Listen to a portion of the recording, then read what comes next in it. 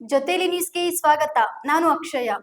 ಇಂದು ಬಸವ ಜಯಂತಿ ಪ್ರಯುಕ್ತ ಜೊತೆಲಿ ಪತ್ರಿಕೆ ಹಾಗೂ ಮಾನವ ಹಕ್ಕುಗಳ ಸಂರಕ್ಷಣೆ ಸಂಸ್ಥೆಯ ಪ್ರಧಾನ ಕಚೇರಿಯಲ್ಲಿ ಕ್ರಾಂತಿಯೋಗಿ ಬಸವಣ್ಣನವರ ಜಯಂತಿಯನ್ನು ಭಕ್ತಿಪೂರ್ವಕವಾಗಿ ಆಚರಿಸಲಾಯಿತು.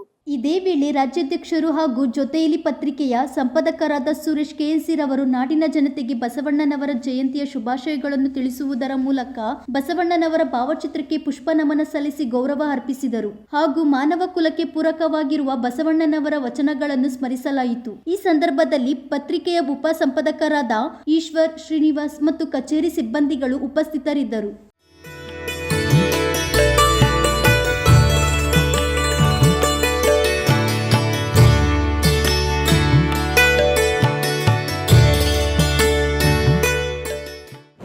ನಾನು ನಿಮ್ಮ ಪ್ರೀತಿಯ ಕೆಎನ್ಸಿ ಸುರೇಶ್. ಇಂದು ನಮ್ಮ ಪ್ರಧಾನ ಕಚೇರಿಯಲ್ಲಿ ಮಾನವ ಹಕ್ಕುಗಳ ಸಂರಕ್ಷಣಾ ಸಂಸ್ಥೆ ಹಾಗೂ ಜೊತೆಯಲ್ಲಿ ಪತ್ರಿಕೆ ವತಿಯಿಂದ ಬಸವಣ್ಣನವರ ಜಯಂತಿಯನ್ನು ಆಚರಣೆ ಮಾಡ್ತಾ ಇದ್ದೀವಿ. ಬಸವಣ್ಣನವರು ನಮ್ಮ ಇಡೀ ನಾಡಿನ ಜನತೆಗೆ ಒಂದು ಸಂದೇಶವನ್ನು ಕೊಟ್ಟಿದ್ದಾರೆ. ಆಚಾರವೇ ಸ್ವರ್ಗ, ಅನಾಚಾರವೇ ನರಕ, ಕಾಯಕವೇ ಕೈಲಾಸ ಎಂದು ನಮ್ಮೆಲ್ಲರಿಗೂ ನಮ್ಮ ನಾಡಿನ ಜನತೆಗೆ ಒಂದು ಸಂದೇಶ ಕೊಟ್ಟಿದ್ದಾರೆ.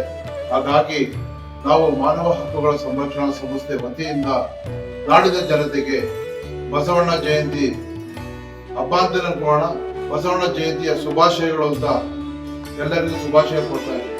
ನಾಡಿನ ಸಮಸ್ತ ಜನತೆಗೆ ಶ್ರೀ ಕ್ರಾಂತಿಯೋಗಿ ಬಸವಣ್ಣನವರ ಶುಭಾಶಯಗಳು. ಇಂದು ನಾಡಿನಾದ್ಯಂತ ಬಸವಣ್ಣನವರ ಜಯಂತಿಯನ್ನು ಅದ್ದೂರಿಯಾಗಿ ಆಚರಿಸುತ್ತಿದ್ದಾರೆ.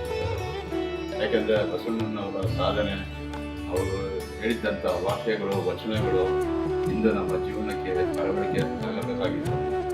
12ನೇ ಶತಮಾನದಲ್ಲಿ ಬಸವಣ್ಣನವರು ಜಾತಿ ಭೇದ, ಮೇಲು ಕೀಳು ಹಾಗೂ ಲಿಂಗ ತಾರತಮ್ಯಗಳ ವಿರುದ್ಧ ನಮ್ಮದೇ ಆದ ರೀತಿಯಲ್ಲಿ ಅದನ್ನು ತೊಡೆದು ತುಂಬಾ ಶ್ರಮಪಟ್ಟು ನಮಗೆ ಒಳ್ಳೆಯ ಮಾರ್ಗದರ್ಶನ ಕೊಟ್ಟಂತ ಬಸವಣ್ಣನವರಿಗೆ ನಾಡಿನ ಸಮಸ್ತ ಜನತೆಗೆ ಬಸವಣ್ಣನ ಜಯಂತಿಯ ಶುಭಾಶಯಗಳು.